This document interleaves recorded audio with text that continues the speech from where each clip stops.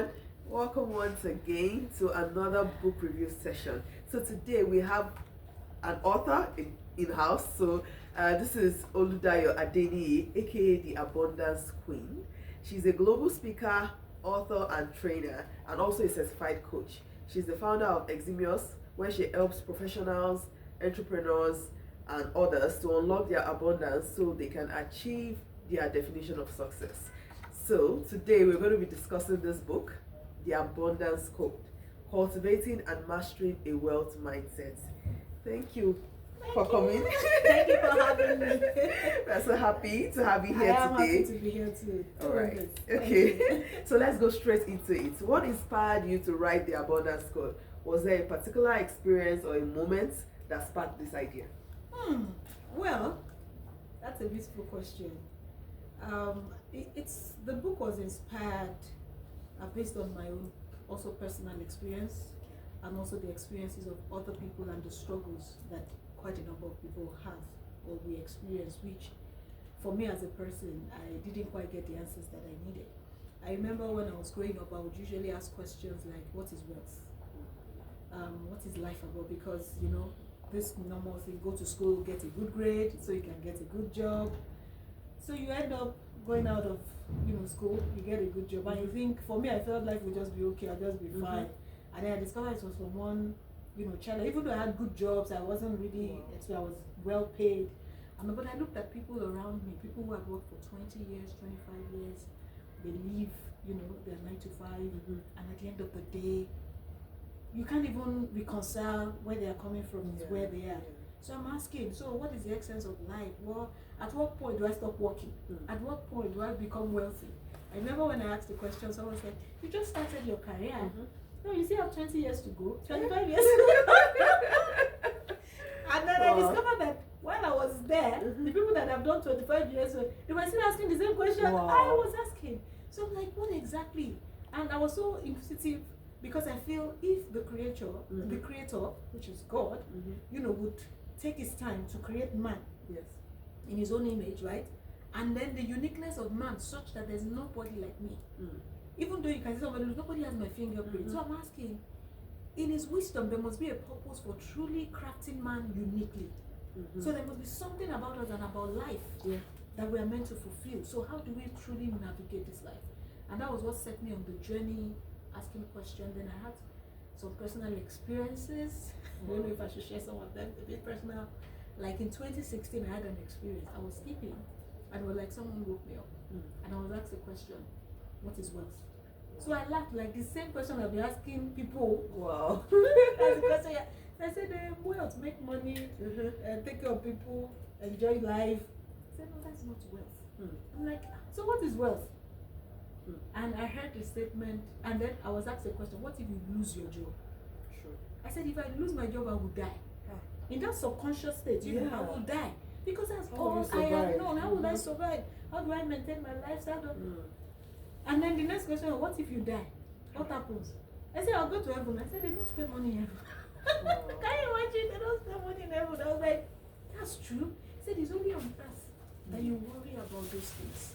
Over there, there's nothing like that. And then when you die, you're just transitioning. And that made me see death also in another light. Like it's not a bad thing, it's transitioning. It's not the end. It's not the end. So when I heard this statement very clear, I can't forget it. I didn't create man to suffer. So I said, I didn't create man to suffer. People are suffering.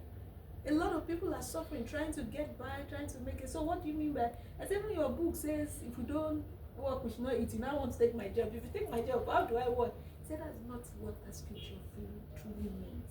And I just kept arguing, and then I just heard another voice say, just say, teach me. And the moment I said, teach me, everything just faded away. Then fast forward to 2018.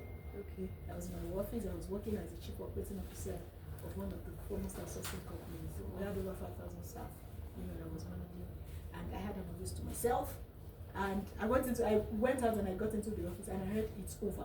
It was loud, like it's over. And I'm like, who has the guts to be under my table? Over again. So, and I was bending to check who was under my table because it was loud. I heard it was clear. I just heard your job here is So- done. So what next? What next? I just gave my, that shock. I called the person. I'm hearing voices. I'm hearing voices. I just told my driver to drive me. He drove me. Just be driving. Wow. I got into the bank. I didn't have any business there. I didn't even know what I was doing. And I was thinking, what do I do? What do I tell even my boss? He's even telling my boss, where do I even go? Where am I going? And I've been this person. I've always seen myself like, no, I wasn't cut out to be an entrepreneur. I was just meant to help people, support their vision, and I was doing well at that. Wow. And then And the you were next like day, happy, like fulfilled I was doing doing that. the business I was running. People thought it was mine. Wow. I was excited about what I was doing.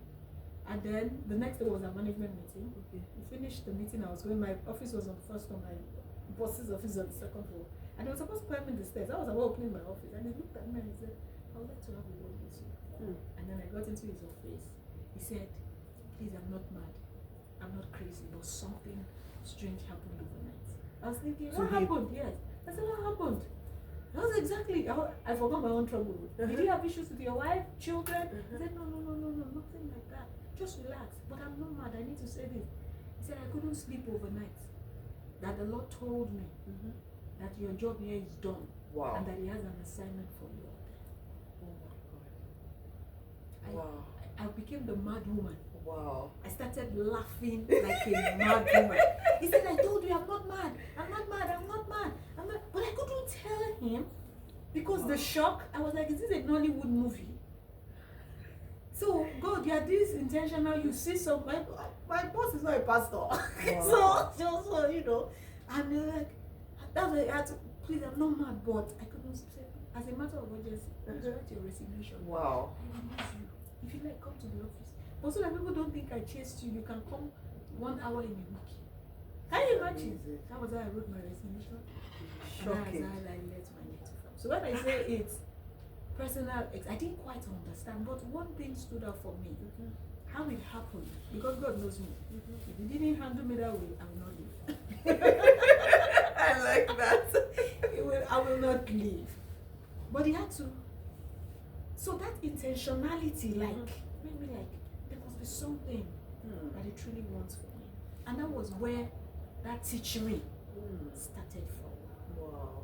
So not having a job, I said, if you don't eat, don't want to. He now started taking me on a journey. Oh, wow. And He started exposing me. Fortunately, I found myself in the midst of people, wealthy people, people who it was amazing. But it wasn't just about the money they had. It was about the mindset. So I went through that process of understanding what the mind was. Yeah. How does the mind relate to wealth? So that was apparently what He was trying to say. That you can actually have a job, be working and still be poor if you don't have the right. So I learned all of this. It was practical. So when I talk, I'm not talking from things that I just read from books. I'm talking from my experiences. And at some point, living like you just even lost almost everything. And this somebody that has the mind that I wasn't cut out to be an entrepreneur. Yeah. So all of those things, Wow. are the things that was put into The book. book. So I think let me just stop. I think you've even answered almost all our questions because I got lost in the story. It's like, wow. How did you survive, from having a job to being an entrepreneur? How was it, the transition? The transition was you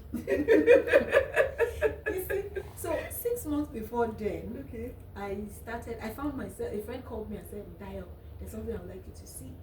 And just 4 or 4 people, I sat there and they were telling me about the financial market at that time. So I was like, they said I could make money from my phone. I was like, make money from my phone? I went to school how many years?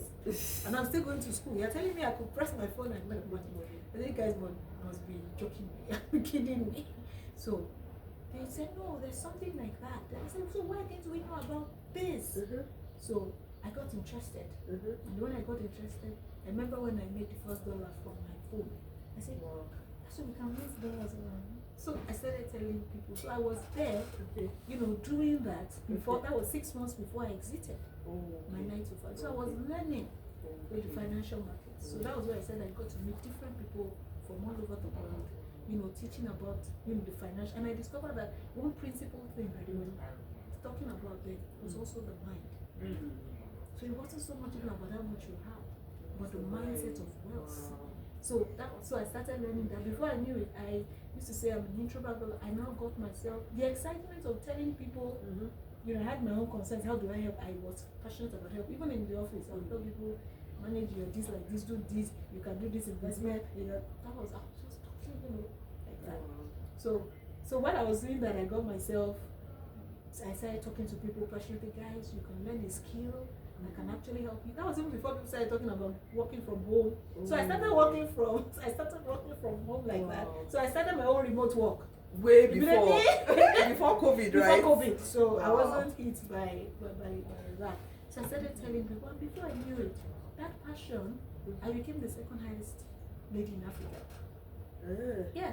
So that was massive. Even I was shocked about myself that not having anything, starting, and you could learn a skill, and you could, with also the talents you have, speaking and all of that. I went on radios, TVs.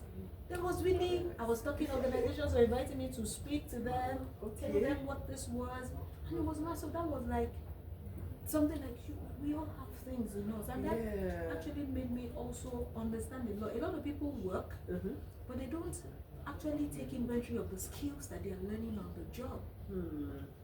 And we have left the job economy. We're in the skill economy.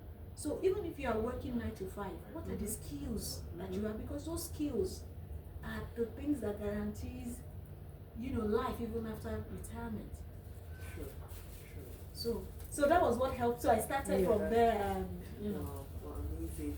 Okay, so let's get back to your book. What were the central themes in your book, and why were they important to you? Okay, so for me, I was really particular about living an holistic life. A holistic life, not just money, because you could have money. I discovered if that's the only thing you have, you are still poor. So how do we truly live? You could do a bad investment now, and the money is gone.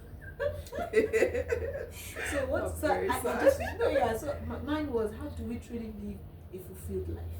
So the themes of the book goes around abundance, and the concept of abundance is all about the fact that we are all created to live abundantly. That is your mandate. So nothing shouldn't be short of that. So I say to people, infinite abundance is your birthright. Don't settle for less. That's who you are. You are worthy and deserving of all the good that you desire. So we talk about wealth, and we talk about career, your career, profession, family, because the experiences in the book was holistic. It impacted on parenting, it impacted on, marriage. Because the truth about the matter is, when you're transformed from within, it radiates through every aspect. So I say to people, that money issue you have is just a symptom of a deeper desire that is within. So financial abundance, financial freedom, also relationships. Almost everything. So that's why abundance is not just money. It's holistic. Your mental, your emotional, your relationships, your career, your business. So it covers everything. It's holistic in itself. And I think that's what everybody is looking for. Because when you get the money, you start looking for something else. And a lot of people right now look at parenting. A lot of people are having issues. Your children are watching you. There's a particular part in the book that was really where the guy didn't know that the children had been observing, and he said, "Daddy, why are you and mommy living like this?" Okay, before we continue, can you take us through the book, like a summary, a short summary? So it's a story of two professionals who actually they have nice jobs, good jobs, well-paid jobs. But one of them was actually going through deep financial issues, whilst the other one was just having the fun of his life. So the guy was like, "What's happening? We are working in the same place. We're earning the same salary. You have the same number of children. What's the problem? Why is my own challenge like this? Why is my own challenge like this?" And decided. So was beginning to have issues at home. His wife, they became, the home wasn't a pleasant place for him to go to, and his children were being chased out of school. But he was making good money, but he just couldn't understand what was happening. So he had to go to his friend for help. To say, "Oh, what's happening? What are you doing? Teach me, show me the secret. So the friend showed him the way and he said, no, this can't be the way. Just tell me what you need. He said, go and consult an expert. And you know, in this part of the world, we don't like talking about the concept of money. Your everybody is forming, especially in the corporate where you wear those your suits and you know you're all put together.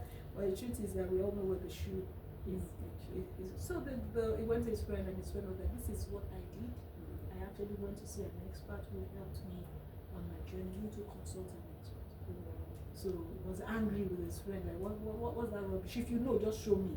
Why? You know the way we are. We just want it to just show me. He said, no, it's not like that. It's personal. Okay. My own journey is personal. Yours is personal. Go meet someone like that. You can't Eventually, copy and paste. eventually he decided to go seek for help. And that was where his transformation started. And it impacted not just him, it impacted his family. It impacted his extended family, impacted his children, so that they now started building a legacy. So that the things he went through would not be things that his own children will go through, because started putting them and teaching them the things that he knows. That's like breaking generational Absolutely, costs. absolutely. And setting your generation Absolutely. There was a on the right statement path. in the book. It said, he was talking with his wife, and he said, we made a singular decision that actually changed not just the course of our lives, but that of our children and their own children's children. Wow, that's amazing. This is one book everyone should get seriously, because your life will change, literally. So, like, I'm sure you have an idea who your target audience is, your primary audience. Who are they? Professionals. Okay. Who wants to elevate their career and life, who believe that they deserve better more. And then business owners also, who want to build legacies for themselves, truly build healthy relationship with money, and build a successful organization for themselves. And anyone out there who feels he or she deserves abundance and wants to truly live an abundant life, it's for them too. Okay. Yeah. What were the biggest challenges you faced while writing this book? You know, about 6 years ago, I knew that I was going to write a book on wealth, right? But I just felt a book on wealth. But I didn't even know where to start. I didn't know. Then sometimes in August, was it last year? August. The same way, I'm auditory here, so I just decided for it to write a book. And I'm like, why do you? I'm going to write the book, and I didn't have a title. I didn't know what I was going to write about. And fortunately for me, I saw a lady, Hamba, her name is Hamba. She was doing a 30 days book writing challenge, and I just said, this will hold me accountable. So I just went to her and said, please, I want to write my book. And the first assignment she gave me was to go on social media and talk about the book. That I'm writing a book. That you not started? I don't even know title. Wow. And I should tell them I'm going to write the book in 30 days. Say, so I went on social media. You know, that's the importance of having a coach, you know. Yeah. So I went and I put myself and said, okay, I'm writing a book. Sincerely, I've nursed this idea for 5 years, and I don't know I don't know the title of the book. Okay. But I just know that the next 30 days, I'm going to write a book. And I just posted it there. I said, please hold me accountable, support me in whatever way, if it's to pray for me. You know, that kind of thing. And then the next thing I saw was, after the post, I just came to see 6 people ordered for the book that I don't even know the price, I don't know the title. Wow. I don't know anything. I said, sorry, no title. They said, no, we know you. We just want to, you said we should hold you accountable, so when we make payments, you can't change your mind. Wow. So I had to go and consult. How much should I put the book? So they paid. So I was like, good, this setup you're giving me is too much. 2 weeks into the writing of the book, I was poor. So I had 2 weeks left. Wow. So I had 2 weeks left. I was like, oh God. What do I do? Wow. And interestingly, I had like 2 encounters when I was writing this book.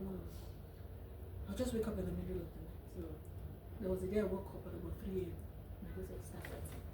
And I wrote it 12 noon. 3 to 12. Yeah. It happened to me twice. And that formed the structure of the book. So even I didn't know I could write like this. It was a story. I didn't know what I was going to write about. But that's how this book came to be. I remember sending it to a friend of mine. She's a lawyer, a critic. You Okay. know, I said, I don't write, I don't know what I wrote. She picked the phone and said, you wrote this? I said, yes. I can't write this. And this is beautiful. Was divinely inspired. She was one that set the price for the book. She said, if you sell this book lower than this price, no, this is a masterpiece. Wow. And I was like, what? And that's how. Wow. So we came up with that. At least so we met up with. At least we have the framework for the book and all of it. So I started fleshing it up. And those were some of the challenges. Great. What advice would you give to readers who are looking to cultivate a mindset of abundance in their own lives? I would say just keep an open mind. While you're reading the book, keep an open mind. Because we have learned a lot over the years. Maybe some of us are 30, we're 40, and the things that you have learned are a function of who you are and your results. So when you want to develop, have an open mind. Because some of the things will challenge a lot of the things that you know. And that's why people say some things are motivational. But trust me, I say to people that the things that you think are motivational are the things that life is built on. Because man is a being of inspiration. You draw from your well of it. I didn't know I could write a book like this. What happened? But it was inbuilt. Yeah. So they need to keep an open mind and read it. It's a story, you will love it, you will not want to drop it. But relate that it has a workbook in it also. Oh, okay. So as you read, you can actually write things down and get the best from the book. And I'll share this testimony. There's a couple that got the book. Different. They bought. No, don't buy your own. Get my own. Okay. But a friend bought 10 copies and shared with this couple. And they had to send me their testimony after that. They've been trying. They've been struggling in one line of their business. They work. And the wife had been telling the husband, please get someone to manage this business once, so that at least multiple streams with all that we do. The husband said, where's the money to pay? We don't even have money to pay someone for doing this. But she said the husband started reading the book today. The next day he employed somebody. And 2 days after they got a contract. Oh, wow. And he said it's been amazing for them. Wow. So keep an open mind when you're reading it, and don't allow that critical part of your mind standing there. Just be open. I was about to ask you next about the impact on people, but you already gave us that testimony. The impact has been amazing. One thing about it is it's very relatable. Okay. Very relatable, and because it's in a story format, it's very easy. It's relatable even to our current economy and all that is happening. So it's something that you can easily see yourself in the book. Like, I'm going through this. Someone called me last night and said, I read your book and I can relate. It's me. It's me. Please mentor me. I would like to, how do I unlock this? So it's very relatable and very practical. So it's not a book you read. You know, most times we read books, foreign books like that, and then their own economy where we are, it's different. I am looking for how do I really, but this one is relatable, and that makes it a lot different. So it's easier for people to understand it. Everyone should read it, seriously. Okay, so are you working on any new projects or any more books? We like to share a bit about future projects or future projects. Book 2. Volume 2. I don't know, maybe there's going to be a volume 2 yet. But the thing is that this abundance code in itself, it's a project. Okay. The goal is to reach 1 million people. So we're still under 1,000. Yeah. So it was launched in August. Okay. August, yes. And we've sold over 300 copies already. That's amazing. Of the book. And because this is a need that people have. So the whole idea is letting people become aware that this exists. So this in itself is a project. It's a project. So I don't know. So this project is birthing different projects. Like we have the abundance talk now. And basically it's about talking about this concept of abundance. So like yesterday I went on radio. People were expecting maybe when you talk about this, I'll tell them to come and make money from one real estate or from one forex. Okay. But the angle, this is different. This is because with this, that is what we need right now. Even if you give people millions of naira, There's nothing that guarantees that the person is going to be wealthy. But we need to begin to do the foundational work that really makes us attract. We are not meant to chase money. We are meant to attract it. So how do we become that magnet that attracts money? That attracts all the good that we desire in life? That is what this book is about. So that's why I said it's a project that is birthing several other projects. We can't wait to hear more about this upcoming project, and we're rooting for you, because the journey to 1 million people to read the book, I mean, we need to do more. We need to do more projects and all, because there's a whole lot of people that need to be met. Yeah. If you have one key message from this book, what would you like it to be? One key message from this book, I would say that no matter who you are, no matter where you are, infinite abundance is your birthright. No matter, because most times we judge ourselves with the past. Like, oh, this is what has happened to me. You see, when on this journey, even though you have a past, you are meant to surpass the records of the past. So don't allow your past limit you. No matter what you've gone through, you can create that beauty or that amazing life that you truly desire. So it's for everyone. You know, if I can be here speaking with you, and there are a lot of people that you have seen, they went through turbulent times in life. But when you look at them, you can't even reconcile their past with their future. You know, because you can't even, and that's even what God promised us. Yes. You will, you know, it takes the beggar from the dunghill and set him among kings.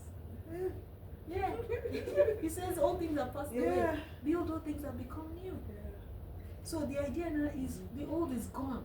You can create the new life regardless of the economy, regardless of what is happening. You can thrive. And that's what people need to hear right now. Right now, yes. I wanted to say that because it's what we see in the media is quite depressing nowadays. Absolutely. It's very, very depressing. So we really need more of this. Yes. We really need news people about this. People need to know that you can create without, you create from within. This book came first from within, not from the external. True. But a lot of us are focused on the external. Wow. So, and when you focus on the external, you can only birth what you focus on. And that's why people keep producing the same level of results and they attach it to people. No, the moment you're able to go within, and that's what this book teaches you. How do you go within into that creative power? That's another key message. From within. Create from within, yes. Because we are powerful. Well, you know, when we say you are powerful, you can create your reality, people say it's motivation. Where's the fact? No, they say it's motivation. No, in this economy, am I Buhari? Am I people say that's the mindset thing again. That's it. But the truth is, if you understand that you are a creator, so if I'm a creator, so what does that truly mean? It means I can create regardless of what is happening on the external. People are still creating as we're talking to you, coming up with new technology, and they're just cleaning up. They're chopping and cleaning up. So people must learn to go within. And the same thing that we all complain about Nigeria. That Nigeria is a consuming nation. Is what everybody also is doing. We're not producing. We're just consuming. That's another project. I mean, like, so many things are just coming up here. Like, that's another project. So we need to also look at ourselves, because so many people are actually going about their life the way Nigeria is. The people make up Nigeria. Absolutely. So if we say Nigeria is a consuming nation, then it means we the people. So we need to shift our mindset from consumption to say, what can I create? What can I produce? And when we're talking about creation and producing, you might say everybody is not cut out to be an entrepreneur, which I agree. But the truth is that everybody is cut out to be a creator. Bam. Bam. You are not created to be an entrepreneur. I don't blame you, not a problem. But you are created a creator. So what is the creation? Because that creation is what will bring you money. Money is about value. What value are you creating? So you're working in 9 to 5. What value are you bringing to the table? As a 9 to 5 person, if you start seeing yourself as an entrepreneur, so I also train for organizations. So now they tell us, come and talk about entrepreneurship. Because organizations are now thinking, I can't just employ you. What value are you bringing to the table? So how can you package your skills to create value to the organization? So you need to see yourself beyond, I'm just working to I am an entrepreneur. Entrepreneur, let me call it that because people don't like entrepreneur. I'm an entrepreneur. How can I put my skills together to truly create value that can help me create that beautiful life that I want? So until you create value, you can't make money. That's the truth. Very, very true. Very, very true. I feel like we could go on and on about this. It's been amazing discussing this book with you, and it would be a disservice if you listen to all this and still do not get this book. So this book is available at Roving Eyes bookstores. So send a message to them anywhere on social media, on your website. You get a copy right away. And for those outside Nigeria, you could also get a copy to be delivered to you. So what last thing would you like to drop with us? I would say that to anyone who is going to see this, who is going to watch this, I don't know what you're going through, but get a copy of the Abundance Code. Not because I'm the author of it, but because the principles in it have impacted my life and are still impacting my life. And a lot of people also can share in what, the transformation that started with them just having this book. So I want to encourage you. Your dreams are valid, but you need to believe in them and give yourself to personal development that can help you be all that you want to be. Thank you very much. Thank you so much for coming here today. We're so blessed with these words of wisdom. Thank you. Till then, next time, see you soon. Bye. Clap for us.